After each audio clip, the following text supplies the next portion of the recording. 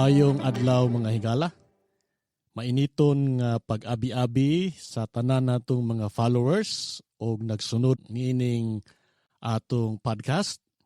Ako nang hinaot nga anaa kamo sa maayong panglawas. By the way, katong karon lang pamati sa atong podcast, giaghat ko kamo nga inyong pamation ang atong mga nangagi nga episodes. Dili man lisod kani i-trace mga higala kay matag episode na ay number. So episode number 1, 2, 3 o karon niya na kita sa episode number 4. Kini nga episode mga higala sumpay kani sa atong nangagi nga episode, no? Ang episode number 3 nga naguluhan Daniel Kapitulo 2, ang bato nga mulungtad sa walay katapusan. Mao na inyong makita sa tong title sa episode 3, nakabutang diya part 1. Kay kaning atong episode number 4, part 2 kini maigsuon sa atong pagtuon sa Kapitulo 2 sa Daniel. Para inyo gyud tataw nga masabtan, ako nag-aghat nga pamatiya ninyo ang episode 3 kay aron mas masabtan sa tinaw ang atong episode number 4. By the way mga higala, sa dili pa kita mo padayon sa itong pagtuon, akong giaghat ikaw nga namati niya itong podcast nga dungo ang imong ulo kay magampo kita. Amahan namo nga anak ka sa mga langit, dako kayo among kalipay o Dios, nga niya nausab kami magahisgot o magatuon sa imong pulong. Nining mong episode o Diyos among pagahisgutan pagpadayon ang Daniel 2. Amo gikinahanglan Ginoo ang giya sa balang espiritu. Abrihi ang among kasing-kasing, tagay kami tinaw nga paghunahuna. Aron diin among masabtan ang mga pulong nimo nga among pagatun-an. Gipangayo usad nako o Dios nga panalanginan nimo ang mga nagpamati o nagasunod ni anong podcast. Tagay sila maing panglawas, panalangin ni sila pinansyal, physical o spiritual. Salamat Ginoo sa pagdungog sa pag-ampo, kining tanan among gilaoman nga madawat, tungod sa ngalan ni Ginoong Hesukristo na among manluluwas. Amen. Buhay no mga higala, sa di pa kita mupadayon sa pagtuon sa atong bagong episode number 4, ato sang i-review kung unsay atong nahisgutan sa nangaging episode. Para ang atong makonect mga higala ang atong bagong pagatunan. Sa niaging episode number 3, atong natunan nga si Nebuchadnezzar nagdamgo ug usa ka damgo nga sadyang siya mimata iya kining nalimtan.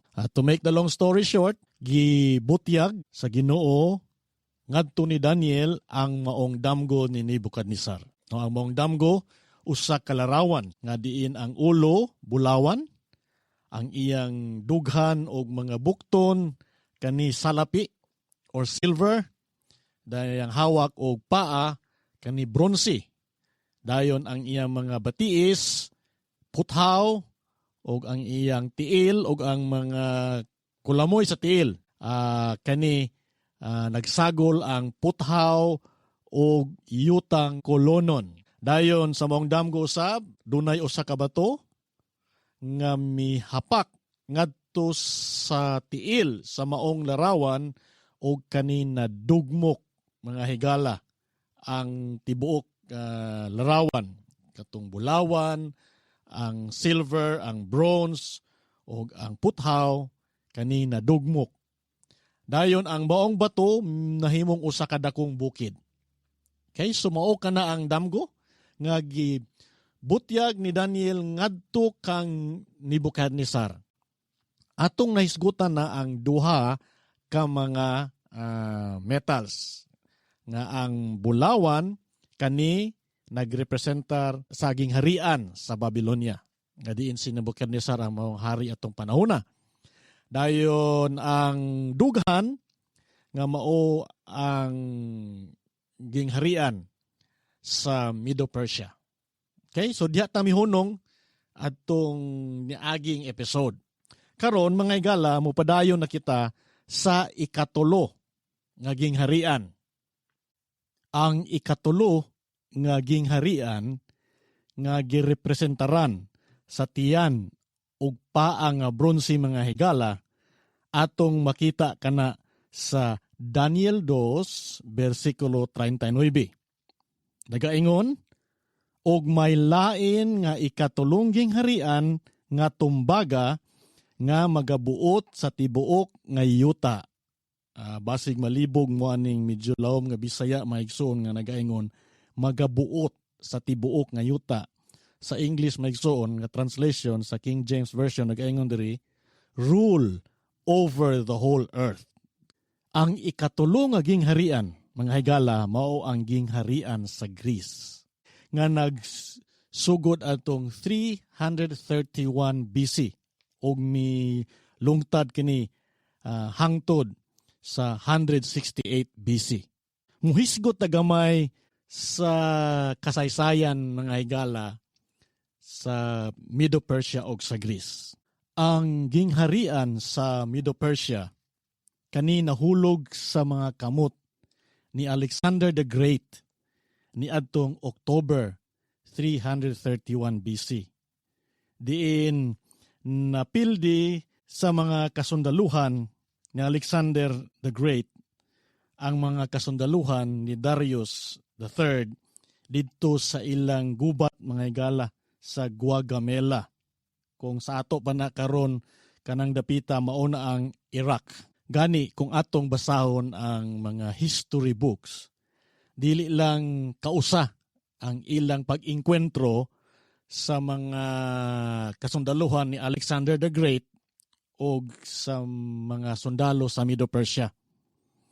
Adtong May 334 BC, maogi pinakauna nga inkwentro sa mga sundalo sa Medo-Persia versus sa sundalo ni Alexander the Great. Dito kanina hitabo mga higala sa Granicus River. Kung atong tanawon, murag imposible kaayo nga mapildi ni Alexander the Great ang Medo-Persia.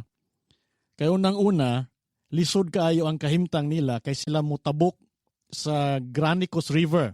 Nga diin dito sa pikas nga bahin, nag-atang na daan ang mga kasundaluhan gikan sa Medo-Persia. Ikaduha, mas gamay gid sila. Muingon tag numero sa mga sundalo. Kay at that time, there was an estimated 35,000 soldiers ni Alexander the Great. Nga si Alexander the Great mismo gid ang nangulo niini. While sa Persia, no, gi-estimate mga igsoon og sobra 40 ngadto sa 50. Gani ang uban history books nag-ingon 100,000. Pero diri na lang ta sa ubos-ubos nga numero. Mao na may gala apan sa kaisog o ka-clever o ka-intelligent nga leader o commander ni Alexander Maigsoon na napildi niya ang mga kasundaluhan sa Medo-Persia. So mao katong unang inkwentro. Sunod, mao ang importante na pod nga panag-inkwentro sa Battle of Issus atong November 333 BC. Kay mao kining unang panahon nga si Darius III miuban gyud, okay? Maoy nangulo sa mga kasundaluhan og mao po ning unang higayon nga nagkatabo gyud si Alexander the Great og si Darius III didto kanina hitabo sa Turkey. Sumala sa kasaysayan, napildi na pod ni Alexander the Great ang kasundaluhan sa Medo-Persia. Mao gyapon outnumbered 40,000 while si Darius maigsoon hapit moabot og 100,000 ka mga sundalo. Gani sa history nag-ingon nga kini siya misibat. Pagsibat niya gibiyaan niya yang pamilya, gibiyaan niya ang asawa, gibiyaan niya ang iyang mga anak. But maayo kayo ang pagtratar ni Alexander the Great sa dihang iya kining nabihag ang pamilya nga gibiyaan in taon ni Darius III. Pero aning ikatulo nga enkwentro o una po nga enkwentro nga si Darius III. Iya yung na-enkwentro si Alexander the Great. Wala pa gyapon nahulog sa mga kamot na Alexander the Great ang tibuok nga gingharian sa Medo-Persia. Nasunda na po gini dito sa Tyre atong 332 BC. Doon na interesting nga love story nining panghitabo sa gubat sa Greece. Kay ang kamagulangan nga anak ni Darius giminyuan ni Alexander the Great. Naminyuan niya si Statira II atong 324 BC dito sa Susa. Ang ikalima nga pag-inkwentro nga diin nahulog na gyud mga higala ang gingharian sa Medo-Persia sa mga kamot ni Alexander the Great dito kanina hitabo sa Gaugamela. Kani mao ang Iraq. Diin niining nga maong paggubat wa na gid alang-alanga ni Darius. Nagdala siya og 200 ngadto sa 250,000 ka mga trupa. While si Alexander naalang gyapon sa mga 47,000 ka mga sundalo. Apan wa gyud nabuntog ni Darius III taliwala sa kadaghan sa mga sundalo ang 47,000 nga mga sundalo ni Alexander the Great nga grabe kaayo kadisiplinado. Dunay kasiguruan mga igsuon kung kita magasalig sa pulong sa Dios. Gani ato nang mabasa sa Daniel 2:45 sa katapusan nga bahin nagaingon, og ang damgo matuod og ang kahulugan ni ana dili kaduha-duhaan. No doubt mga igsuon.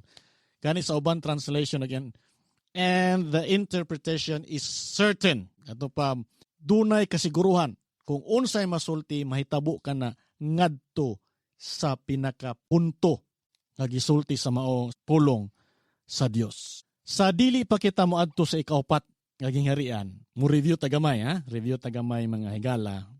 Ang ulo nga bulawan mao ang Babylonia 605 BC. Ang dughan og mga bukton nga mao ang Medo-Persia 539 BC ngadto sa 331 BC. Og ang tiyan og ang paa nga tumbaga or bronze from 331 BC ngadto sa 168 BC. Buhay no mga higala, pag-abot nato sa Daniel 7 ato ning matun-an pag-usab, but dunay dugang nga mga detalye. Kaya itong matun-an nga pagkamatay ni Alexander the Great, nabahin day ang iyang gingharian ngadto sa upat. Pinaagi sa upat nga mga generals. Pero dito na nato natun-an maigsuon sa Daniel 7 or Daniel 8. Karon murag overview lang ni maigsuon, pero importante kaayo kani kay ang Daniel 2 pundasyon or foundation ni maigsuon sa atong future nga pagtuon sa Daniel 7, Daniel 8 o sa uban pa nga mga kapitulo mga higala.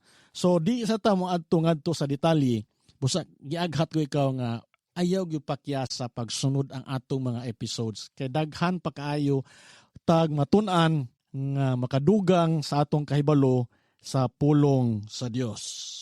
Karon diri kita sa ikaupat nga gingharian. Ato kanang mabasa sa Daniel 2 bersikulo 40.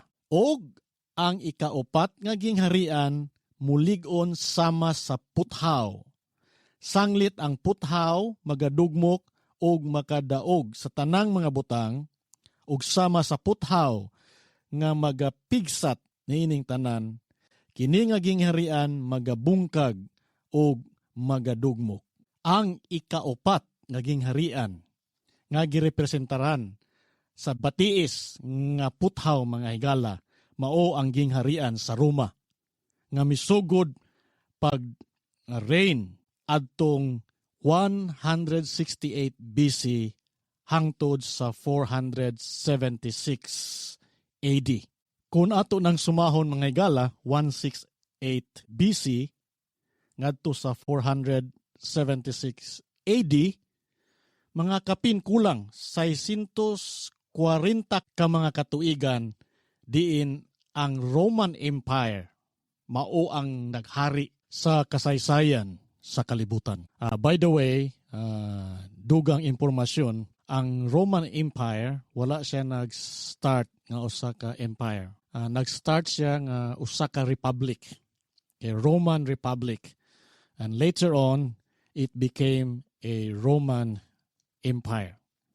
And what's interesting is this, nga si Edward Gibbon, usa ka secular historian, kay dili siya religiously inclined historian, iyang gi-describe ang gingharian sa Roma mga igsoon o Iron Monarchy of Rome.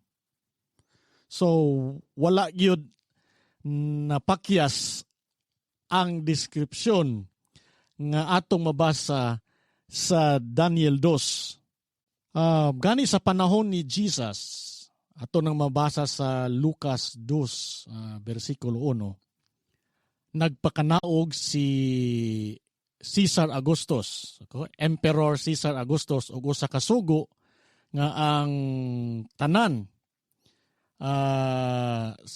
ilalom sa empire maigsoon magparehistro. Okay, usa ka census. To make the long story short, atong nasayran nga si Mary o si Joseph miadto sa Bethlehem, o samtang sila dito sa Bethlehem nahitabo nga nahimugso ang atong manluluwas sa kalibutan nga si Jesus Christ. So sa panahon ni Jesus, nailalom pagyapon ang kalibutan sa Roman Empire. So atong mahulagway unsa kataas ang ilang pag-reign as an empire. Aboy no mga igala, di ta mo adto sa detalye ani kaysa ako nang kaingon sa chapter 7 o uban pa mga chapter sa Daniel ato ning ma-review o dunay dugang nga mga detalye. Okay? Gani na ko isulti nganong ang bati is duha, because the Roman Empire was divided into two. We have the Western Roman Empire and then the Eastern Roman Empire. Dugang mga detalye na unsa na pakitabo, unsay kalambigitan sa kasaysayan sa kalibutan, ug unsay nasulat sa balang kasulatan ato nang pagatun-an didto sa kapitulo 7. Bueno, mag-review ta gamay. Balik ta. Ang ulo, Bulawan, Babylonia. Ang dughan ug ang mga kamot nga salapi or silver mao ang Medo-Persia. Ang tiyan ug paa nga bronze or tombaga mao ang Greece.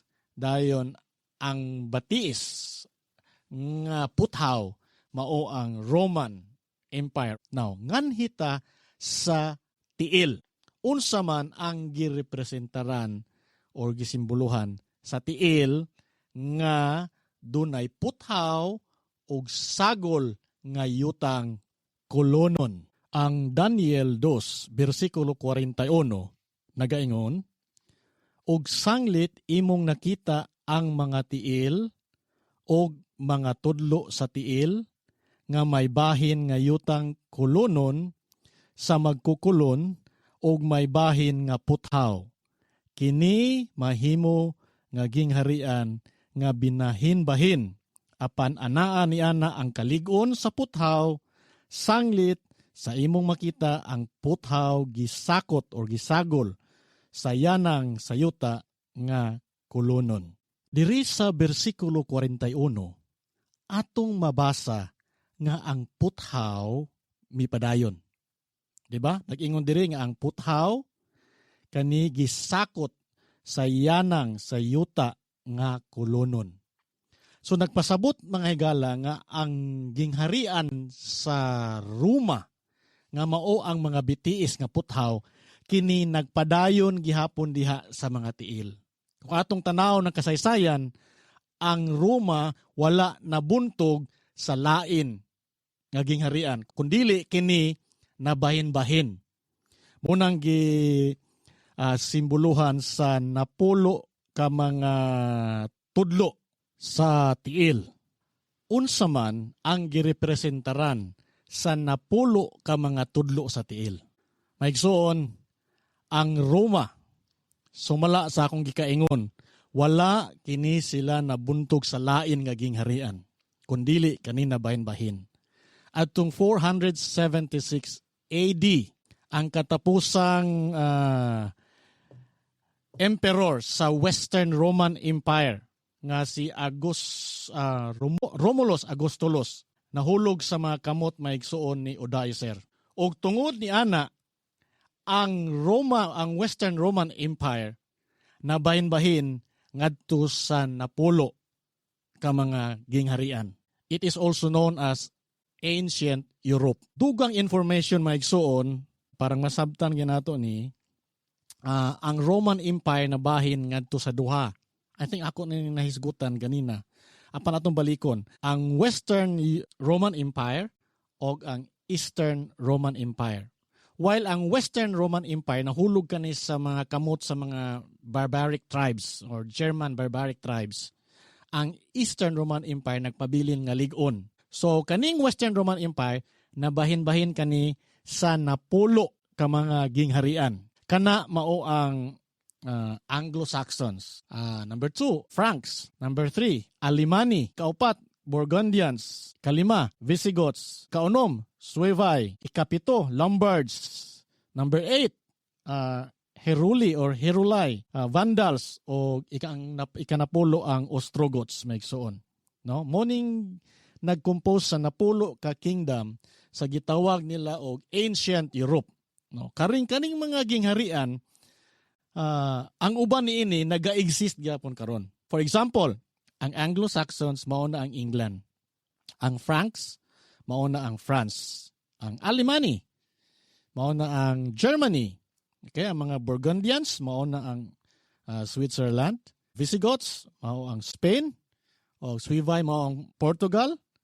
Ang Lombards mao na ang Italy. O ang tulo mga igala, kaning Heruli or Vandals and Ostrogoths, nawala ni sila sa kasaysayan sa kalibutan. O atong may bawaan ng history ni dugang dito sa Kapitulo 7. So, sa ako nang gikaingon, ang atong pagtuon diri sa dos is isip usa ka snapshot na igsuon or foundational information para sa Daniel Kapitulo 7, 8 og uban pa. Bueno, padayon ta mga higala pagbasa ngadto sa bersikulo 43 sa Daniel 2. Og sanglit imong nakita nga ang puthaw gisaktan sa yanang sa yutang kolonon, sila mosagol sa ilang kaugalingon uban sa kaliwatan sa katawhan. Ato ning timan-an kaning kaliwatan sa katawhan. Apan sila dili katapot sa usa ug usa, sama sa puthaw nga dili mosagol sa yutang kolonon. Atong basahon ang English version na igsoon. Kayo sa laglom kay English, ang binisaya nga lisod sabton. Giingon diri, and just as you saw the iron mixed with baked clay, so the people will be a mixture and will not remain united any more than iron mixes with clay.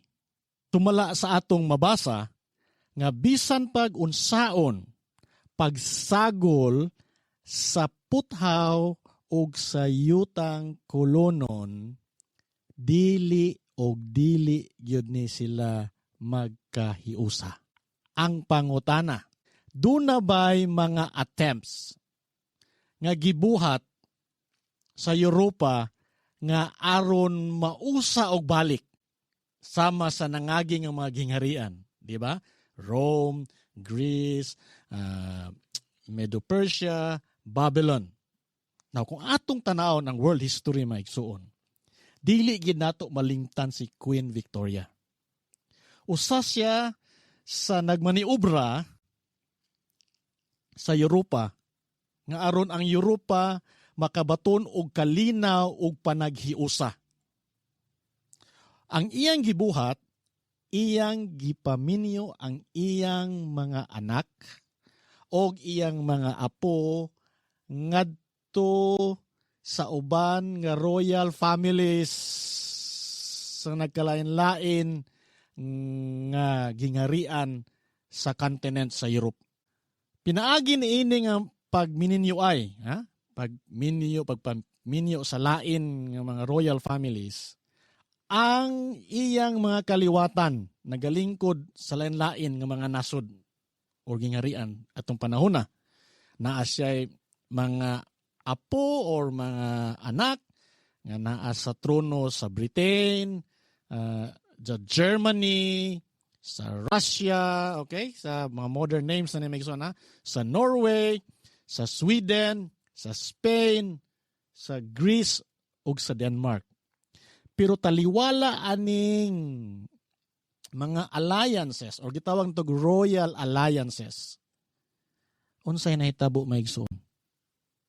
Nahimugso gyapon ang usa sa pinakadakong gubat sa tibok kalibutan nga nailhan sa pangalan World War I.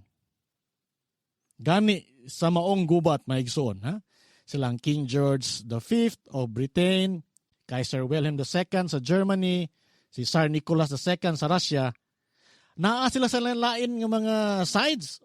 Nahimo silang warring oppositions sa World War I. Ngano maigsuon, gitagna na. Kani nagtuman sa prophetic truth in Daniel chapter 2 verse 43. Kani kung imong sumayon, bisan hantod ka maigsuon. Bisan naan ang gitawag lag European Union. Dili gihapon sila maigsuon magkausa. Kay ngano, gisulti sa Ginoo. Gawas niya na, doon na pa'y lain-lain ng mga great military leaders nga naningkamot nga mausag yun ang Europe. Apan, sa Daniel 2:43 nag-ingon maison, they shall mingle themselves with the seed of man, but they shall not cleave one to another. Dili yun magkahiusa. Another example, si Charlie Maine sa AD 800. No, yang campaign, nga yang usahon maghibuat sa usa kada kong gingharian. Wala gyapon natuman. Si Charles V sa 16th century, mao gyapon yang pangandoy, mausa apan wala. Lain na usab nga bantugan nga general si Napoleon Bonaparte. Naningkamot nga usahon niya ang Europa ug magbuhat sa usa ka dakong empire apan napakyas. Kaiser Wilhelm II, si Hitler, no? Sa 20th century ng mga higala. Apan silang tanan napakyas paghimo og usa ka United Europe maigsoon. Kay ang pulong sa Dios dili gyud og dili mapakyas. Usapod sa akong ipasantop diri mga higala nga ang bulawan, ang salapi, ang tumbaga, ang puthaw, simbolikal ni silang tanan. So sa ato pa, ang yutang kolonon, simbolikal gyapon. So unsa man ang gisimboluhan or girepresentahan sa yutang kolonon. Balik nga kita ngadto sa kasulatan. Kung unsa man ang gipasabot anang potter's clay nga atong mabasa sa Daniel 2. Now, adto kita sa Jeremias 18, uno ngadto sa 6. Di na nato basahon mga higala kay taas kayo, pero giaghat ko ikaw ilista ni Jeremiah 18 verses 1 to 6. Diha, ang potter's clay nagrepresenta sa katawan sa Israel o ang Old Testament Church. Dayon, kani gi-complement ni maigsoon sa Bible Commentary Volume 4, page 1168. Nagaingon diri, the mingling of churchcraft and statecraft is represented by the iron and the clay. Nga diin, mauna ang gihisgutan diha sa Daniel 2. Boy no ato yung makita sa kasaysayan mga igala, nga dunay mga panahon nga dunay panaghiusa sa estado ug sa simbahan. Union of church and state. And then dili maayo ang resulta basta magkahiusa ni kay it will result to persecution of God's people.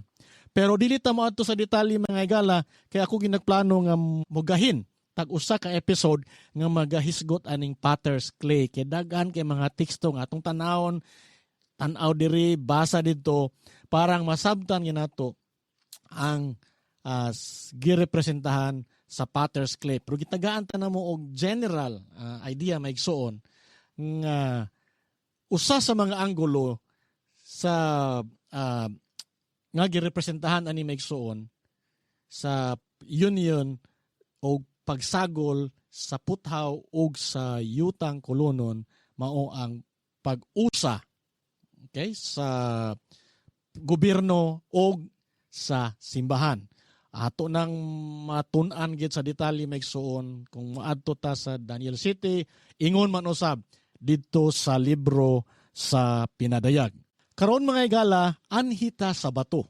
Katong bato nga nakita ni Nabucodonosor nga mihapak sa tiil nga midugmok sa bulawan, sa salapi, sa tumbaga, sa puthaw ug sa tanan nga naa sa larawan.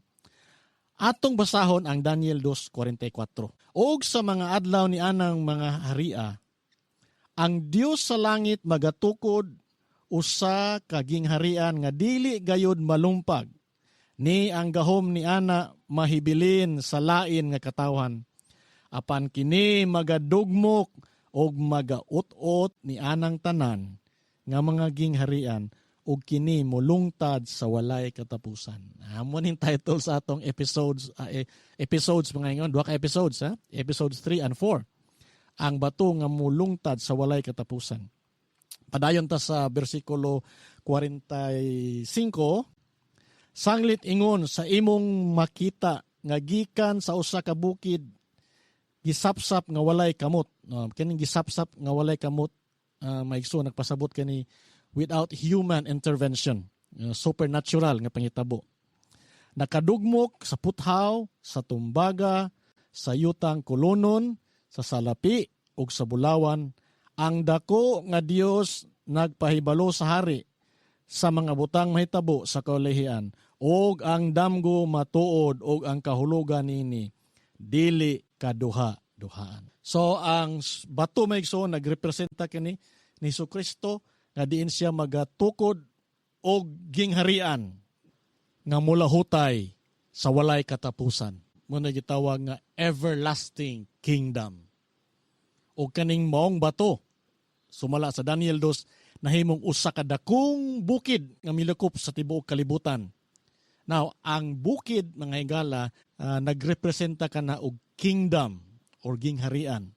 So nagpasabot nga ang gingharian sa Ginoo maoy magadumala sa tibok kalibutan pag-abot sa katapusang mga adlaw. So dili bata malipay mga higala nga taliwala niining mga panghitabo karon sa atong palibot. Ang gingharian sa Dios moabot sa dili madugay. Kadiin si Jesucristo magatukod sa iyang gingharian, kadiin kauban niya ang iyang mga katawhan ug atong makauban pod ang Ginoo sa walay katapusan. Mga higala, ato kining timan-an. The world is not spiraling out of control. Ang Ginoo nagalingkod sa iyang trono ug nagagiya sa mga panghitabo ning kalibutan.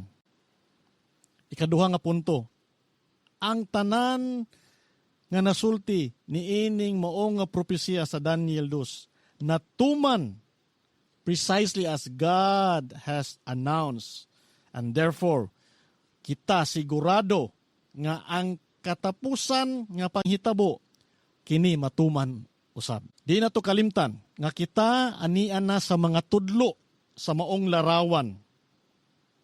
Ang sunod nga panghitabo mao ang pagbalik ni Ginoong Hesukristo.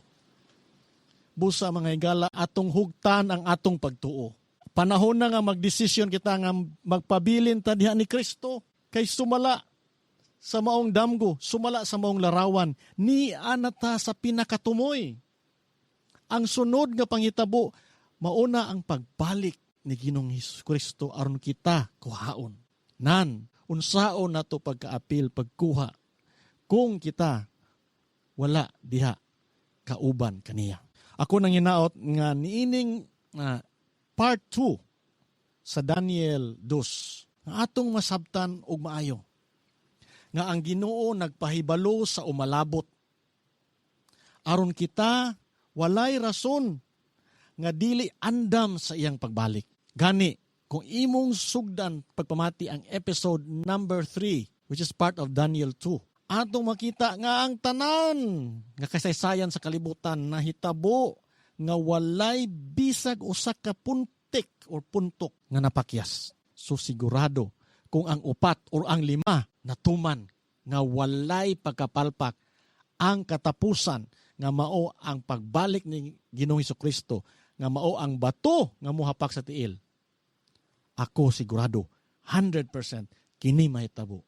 Kay sumala sa Daniel 2, ang pulong sa Dios dili kaduha-duhaan. Boy no mga higala, diri natapos ang atong episode number 4, which is part 2 sa episode number 3. Ako nang hinaot nga dili nyo ihikaw pagpahat kini ang atong episode. Kung gusto po mo mubasa og mga articles about Daniel and Revelation, giaghat ko kamo nga muadto mo sa atong blog, na i-type lang sa URL maigsoon blog.pinadayag.org. Dito mas simplified ang atong mga articles. Nagkutlo kitag mga bersikulo sa apocalyptic books nga mao ang Daniel and Revelation, ug atong gikuag leksyon nga sa unsa nga paagi ato kining maeksperiensyahan ug makinabuhian sa atong matag adlaw nga kinabuhi. Pero kung gusto gid mo og kanang medyo detalye og lalom nga pagtuon sa mga apocalyptic prophecies nga makita sa libro sa Daniel o Pinadayag, then diri kamo sa podcast. Kay medyo detalye o lalom-lalom ang atong pagtuon. Pero ato ning gi-present in a very simplified manner nga masabtan maigsuon bisan kato mga tao nga dili mga theologically inclined person. So, ayaw nyo kalimti pag-share, pinadayag.org or podcast.pinadayag.org. Nausap kita sa Facebook, facebook.com/pinadayag.org. Pwede mo magpadangat sa inyong mga pangutana, inyong mga komento dito, ato nang mabasa o ato nang madiskasan sa sunod nga episode. Boy niyo mga higala, sa dili pa kita motapos, akong giaghat nga magampo ta. Magpasalamat ta sa Ginoo sa iyang pulong nga atong natun-an nining maong episode. Atong iduko ang atong mga ulo. Dalaygon og silimbaho na Dios, dako kaayo ang among kalipay. Nga ikaw mubalik aron pagtukod sa imong gingharian. Gingharian nga lungtad sa walay katapusan. O Dios, tagai kimi kasibot sa pagtuon sa imong pulong. Ang mga pulong nga among natun-an ning maong episode matisok unta sa among tagsa-tagsa kaalimpatakan. Aron samtang kami magapaabot sa imong ikaduhang pagbalik. Kami usab maandam ug amo pud usab masultian ang among mga higala, ang among mga silingan, ang among mga kaparintihan, kung unsa kadako ang imong gugma nga ikaw muanhi pagkuha sa imong mga katawhan ug ikaw magatukod og usa ka gingharian nga mo lungtad sa walay katapusan. Salamat Ginoo sa pagdungog sa among pagampo. Salamat sa paghatag namo sa panalangin kining tanan among gilauman nga madawat pinaagi sa ngalan ni Ginoong Hesukristo na atong manluluwas. Amen.